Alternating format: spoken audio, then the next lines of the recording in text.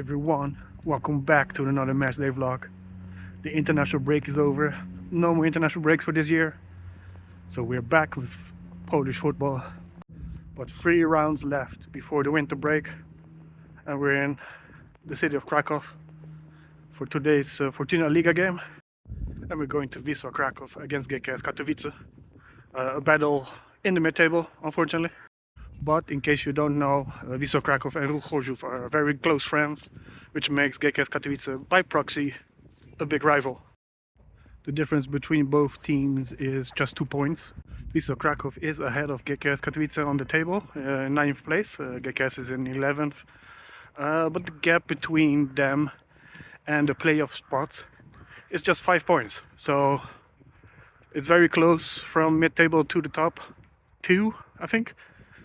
Because I think Odra is in second, just 7 points ahead of Gks. So originally the plan for this weekend was the Torymiesto Derby, but unfortunately I could not make it for that game. The ticketing system for Arca required me to go there in person to verify myself before I could buy a ticket. And living in Katowice, you know, it's not an easy thing to just go up there and do that.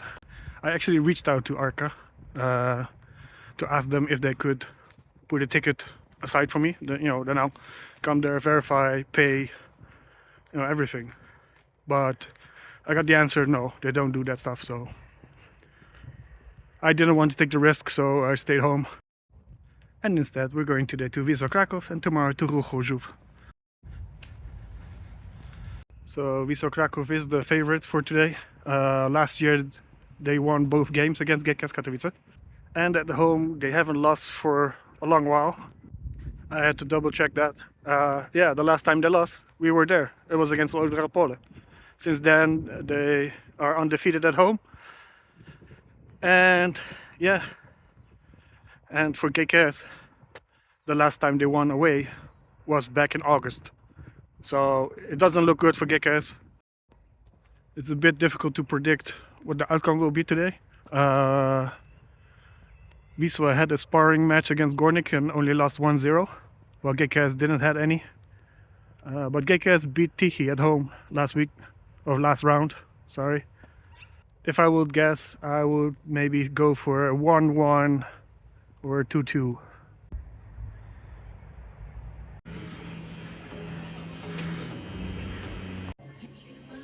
I miss being in the stadium.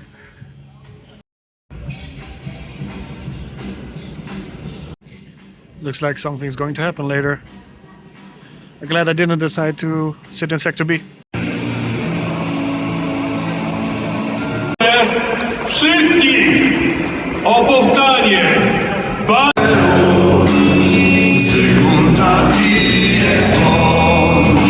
Tak długo nasza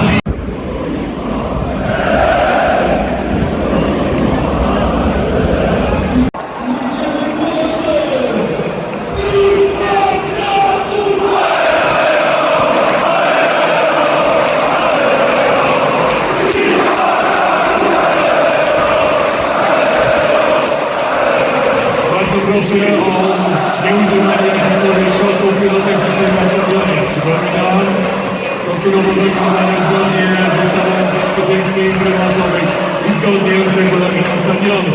Jeszcze raz,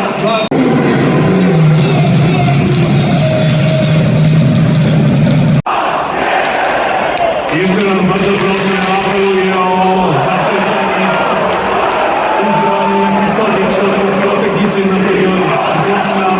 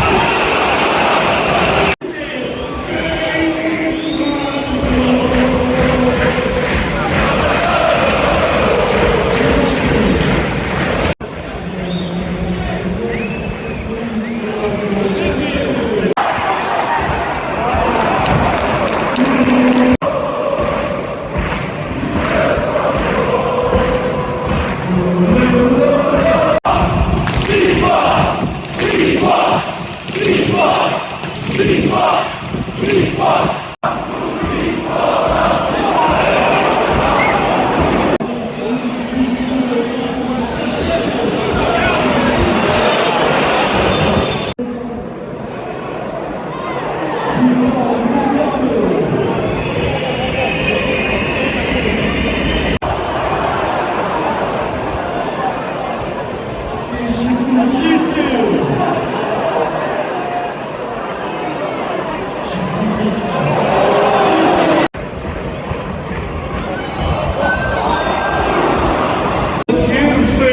45 minutach Biała Gwiazda Everyone went inside because it's nice and warm inside.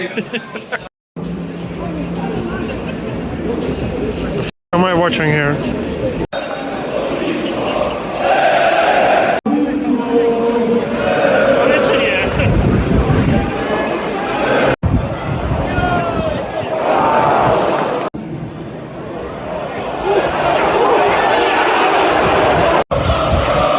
Jeszcze raz przypominam i bardzo proszę o zaprzestanie używania jakichkolwiek środków pirotechnicznych na stadionie. Bardzo serdecznie.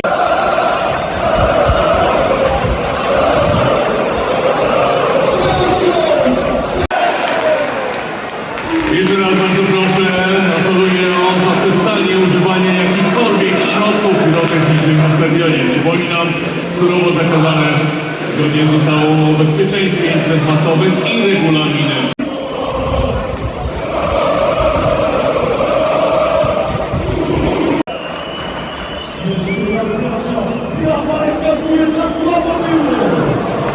Dziękujemy. 15 221.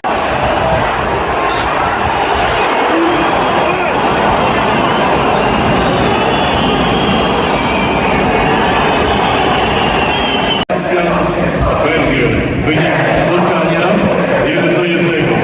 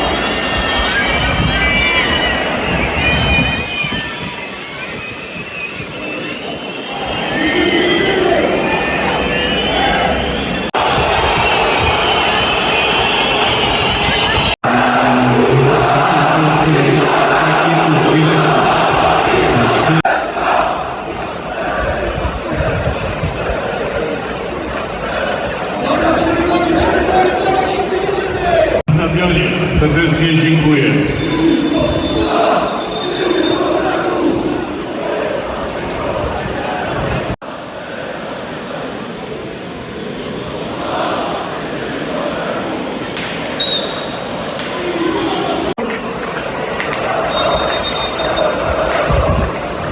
Jeszcze raz bardzo proszę.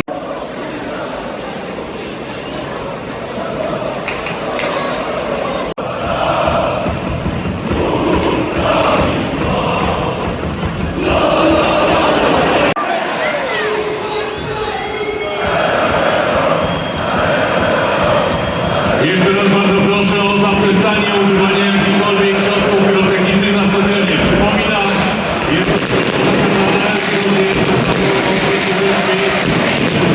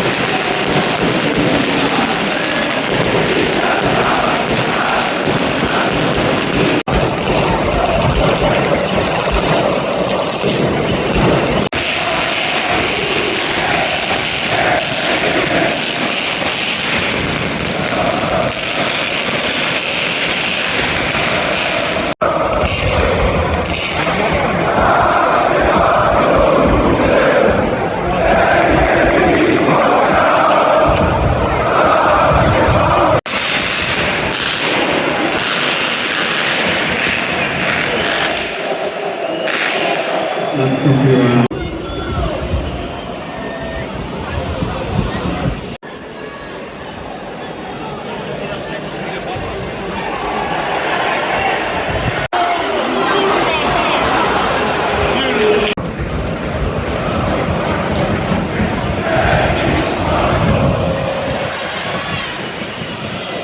O godzinie 18 była Polska z Stalą Rzeszów.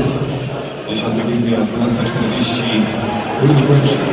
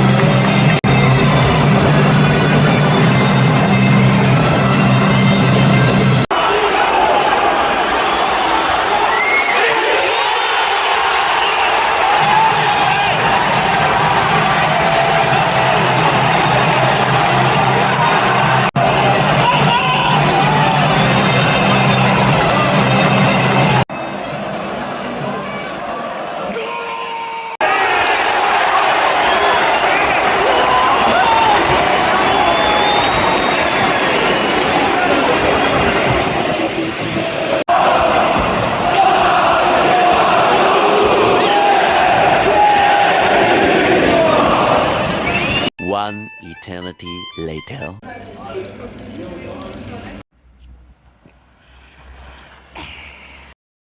Park review time again. I had to take some time to process what happened last night because the last 10 minutes or 20 minutes actually were just too much information. That said, in my opinion, it was a very controversial ending. The referees decided to add 11 extra minutes because of the fireworks, and in my opinion, that should not have happened. When the fireworks started to get out of hand, they should have stopped the match clock and then weighed out what was happening. Instead, they let the clock run, which means they have to add it to the extra time. But an external factor should not influence the match clock. And if I was GieKSa, I would make a case with this with the PZPN, because this should not be accepted. Because, for example, in that case, later today, when Rug is 1-0 behind in the last 10 minutes, I can just start throwing fireworks on the field, and then, you know, Rug gets 50 minutes extra or more. So that said, the Wisła Ultras won the match, not the players. And just to clarify before I get, you know, a lot of comments, I'm not attacking Wisła here, I'm not attacking Wisła Ultras, it's the referees I'm attacking.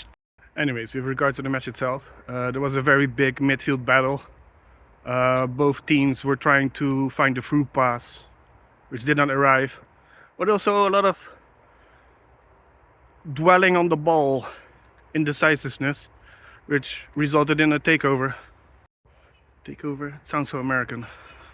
In the first 15 minutes, Wisła put a lot of pressure on the back line of Gks, which is very slow to build up. So that forced a lot of mistakes from the GieKSa side, resulting in ball loss, and in the result, Wisła got their goal. Deserved. However, after that, GieKSa's back line stepped up further and put more pressure on the midfield, basically, of Wisła. And then Wisła was struggling with that. And what looked like Wisła dominance was actually just the same thing I've been telling 100 times now since, you know, Sobolewski took over. They just focus everything into the center. And against GieKSa, that's exactly where you should not go. Because they're playing with 3 center backs in the back. In front of them, 2 ball-winning midfielders. So you're just playing inside a little congested area, and it's just frustrating to watch because GieKSa's strength and also weaknesses are on the wings, because they have 2 wing backs, Wasilewski on the right, Rogala on left, but they're covering the entire pitch, and there's like opportunities out wide. But yeah, every time Wisła was behind the wing backs, they're cutting inside instead of staying out wide and taking advantage of all the space in front of them to cross it, to reach the byline, cross it in. you know, create a chance right there. And on the other side, GieKSa's wings took advantage of the space they got.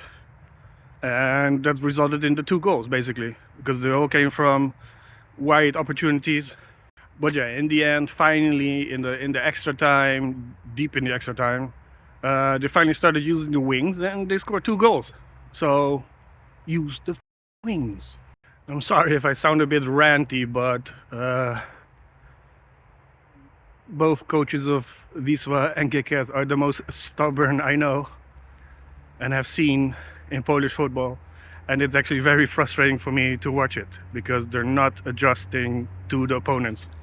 They're just sticking to the same tactics and then just hope, you know, the result will come. And that is why both sides are having an average season at the moment. But yeah, with this win, Wisła is up to 5th or 6th, 2 points behind Odra, but Odra still has to play today. The atmosphere was perfect. After the match, I was walking behind a group of Dutch people and they were like going crazy, like what the hell. At moments it just looked like Gaza Strip. The guy like shooting like the bazooka. Wisła Ultras outdid themselves. Maybe a bit too much because there were even people on the roof. So we'll have to see if that will give any penalty. Anyways, enough of me talking. Later today, I'm meeting up with the boys, going to Rug. Gonna see if we can finally win a game. So thanks again for joining me. Please like and subscribe, leave a comment, but play nice. And we'll see each other later today. Bye-bye. Why did I do this? It's so slippery.